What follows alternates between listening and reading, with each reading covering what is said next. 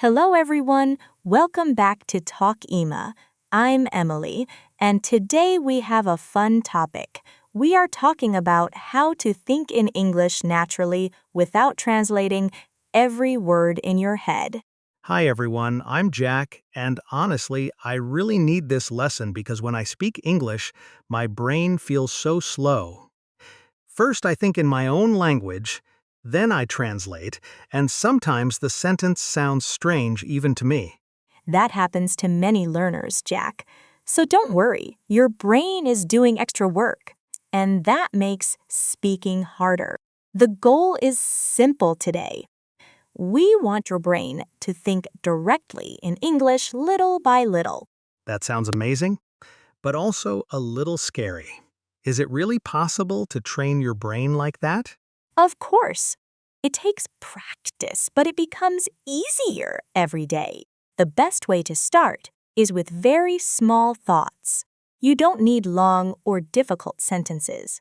Just describe what you see, feel, or do in simple English. Oh, I think I understand. So instead of making a big sentence, I can just say, I am tired, or the weather is nice, right? Exactly. Those are perfect English thoughts, short, clear, and natural.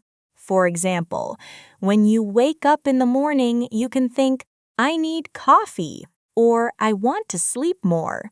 Simple thoughts help your brain stay relaxed. I like that idea because it feels easy and real. Let me try another one.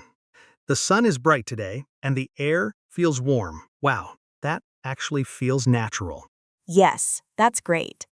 You are already thinking in English. You can practice anywhere, too. On the bus, at school, while walking, or even while cooking dinner at home. Okay, let me practice on the bus then. The bus is crowded today, people are talking loudly, but luckily I found a seat near the window. Hey, that was fun. See? Your brain is starting to build English thoughts naturally. The secret is daily practice. Small English thoughts every day can slowly become full conversations. I really love this method because it feels calm and possible. Before today, I thought thinking in English was only for advanced speakers. But now it feels like something I can actually do too. Yes, Zigzag Jack, your own English radio show in your kitchen. And the more you do it, the more confident your brain becomes because speaking out loud helps your thoughts become real English, not just ideas in your head. I like that idea because it feels fun and not like studying. I can just talk about what I am doing. Even simple things like I am washing my hands or I am opening the fridge, and nobody needs to hear me except me. That is perfect. And the most important thing is not to be perfect, because mistakes are part of learning. And every time you speak, even with mistakes, your brain is getting stronger in English. So it is okay if I say something wrong or if my sentences are not perfect. I just keep speaking and try again next time. Yes, exactly. Just keep going, because fluency comes from practice, not from waiting until you are ready, and your confidence grows every time you use English out loud. That actually makes me feel relaxed because before I always stopped myself, I waited and tried to make perfect sentences in my head, but now I think I should just speak more and think less. That is a great change, Jack. And if you combine all three tips, small thinking in English, lots of input, and daily output, you will notice your English becoming more natural without forcing it. I think I am starting to understand now. It is not magic. It is just a practice in small steps. And honestly, I feel a little proud of myself today.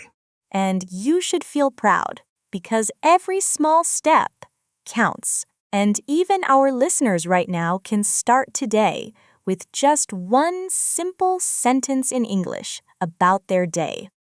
Yes, Jake, that is exactly the idea. Just simple English from real life like I am making coffee Or the morning is beautiful, and when you look around the room and describe it in English, your brain slowly starts to think in English instead of translating everything. I notice that when I do it like this, it actually feels easy because I am not trying to be perfect anymore. I am just saying what I see. Like there is a table, the sky is blue, and the tree outside is green, and it feels natural. That is the key point, because your brain learns from doing, not from worrying. So every time you speak simple English like that, even if it feels basic, you are training your brain to become faster and more confident. So I should not stop myself even if my grammar is not perfect. I should just keep talking and let my brain learn from the process instead of trying to fix every sentence in my head. Exactly, because fluency is not about perfect grammar, it is about comfortable English, where your thoughts flow without pressure and you are able to express yourself without stopping every second to translate. I really like that word, comfortable, because before I always wanted perfect English. But now I understand that comfortable English is actually more important, and I should just keep practicing every day. Yes, and the best part is you can practice everywhere, at home, in the kitchen, on the bus, or even while making coffee in the morning, just saying simple sentences about what you are doing. Like my own little English radio show again, where I say things like, I am opening the fridge, I am drinking coffee, or the coffee is hot, and nobody is judging me, so I can relax and just speak. Exactly, and you can also write a few sentences at night, like a small diary, something simple such as, Today I went outside, I ate good food, or I felt happy, because writing is also output and it strengthens your English. That sounds very doable. I think I can really do this because it is not a big task. It is just a few minutes every day, and even when I am tired, I can still manage 10 minutes. Yes, only 10 minutes every day is enough because consistency is more powerful than long study sessions. And when you repeat this daily, your brain slowly builds strong English habits. I like that idea of habits because it feels like building something slowly, like one small brick every day, and after some time, you suddenly have something strong and real. That is a perfect way to understand it, Jack. And if you combine thinking in small sentences, listening and reading English, and speaking or writing a little every day, your English will naturally improve without stress. Honestly, I feel more confident now because I used to think English was very difficult, but now it feels like something I can build step by step, just like a daily routine with my coffee. And that is exactly the goal. Because when English becomes part of your daily life, even in small moments, it stops feeling like study and starts feeling like a natural habit you enjoy. Meanwhile, I drink another coffee and eat chocolate biscuits because apparently my survival plan is just sugar and caffeine all day long. At least you are honest about it, but green tea can really help because it feels lighter than coffee and keeps you calm without making you too restless. Maybe tomorrow I'll try green tea after my fourth coffee, which honestly already sounds like progress to me. Small steps are still steps, Jack.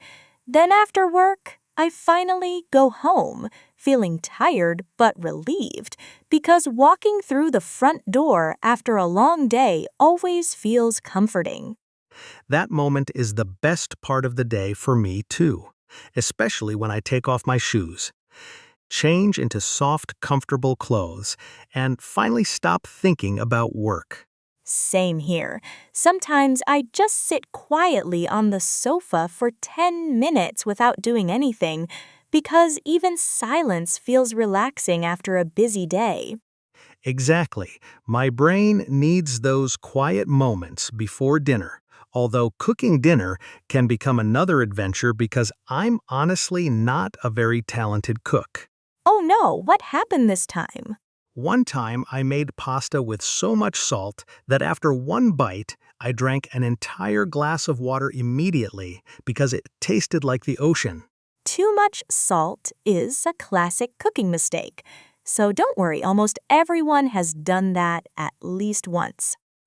That's not even the worst story because another time I forgot the pasta in the water for too long, and it became so soft that it looked more like soup than pasta. Pasta soup actually sounds like a very creative recipe, even if it was completely accidental. Thank you, Emily. My cooking style is not professional, but it is definitely creative and always full of surprises.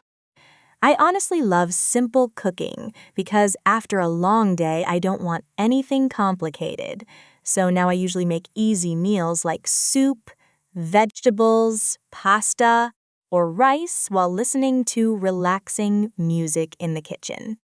That sounds peaceful, but my cooking style is much simpler because I mostly survive on pasta, eggs, and food delivery apps whenever I feel too tired or lazy to cook properly.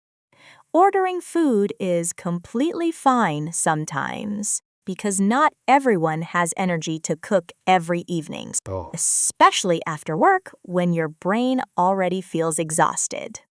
Exactly. And honestly, ordering food feels dangerously easy because suddenly 30 minutes later, someone brings hot, delicious food directly to your door. I still enjoy cooking because it relaxes me, especially chopping vegetables slowly while music plays in the background and the kitchen smells nice and warm. Chopping means cutting food into small pieces, right? Because when I try chopping onions or carrots, the pieces always become different sizes and look slightly dangerous. That is completely normal in the beginning because cooking is a skill, and honestly, practice makes everything easier over time. Perfect. Then maybe you can chop the vegetables while I order dessert, and together we can create the world's most balanced dinner system. That actually sounds like teamwork. Then, after dinner, I usually slow down, relax on the sofa, and watch something light before bed. Same here. Although once I start watching a series, I lose all self control because one episode quickly becomes three more episodes without me even noticing the time. What kind of shows do you usually watch? Mostly comedy or action, because after work I want something fun and entertaining that helps me forget stress for a while and just relax. Comedy is perfect after a busy day because laughing really helps your mind feel lighter and calmer before sleep. Exactly, although sometimes I try reading before bed instead, but honestly, after 2 pages, my eyes close automatically and the book wins the battle. That actually means the book is relaxing your brain, which is probably a good thing before sleeping. Maybe, but unlike you, I definitely do not sleep early, because midnight somehow arrives while I'm still watching videos or scrolling on my phone. I usually go to bed around 10 because I'm naturally a morning person, so sleeping early helps me wake up feeling fresh and organized. Meanwhile, I am clearly an evening person because my energy appears late at night when everyone else is already thinking about sleep. Both are completely normal, honestly, because some people feel more active in the morning while others naturally focus better at night. The real problem is my phone, because every night I tell myself, just 5 more minutes, and suddenly 1 hour disappears while I scroll through messages and social media. That happens to many people because the blue light from phone screens keeps you awake and makes it harder to feel sleepy naturally. So basically, my brain thinks midnight is actually daytime because my phone keeps shining directly into my eyes. Exactly. Which is why putting your phone away at least 30 minutes before bed can really help your sleep and make mornings easier.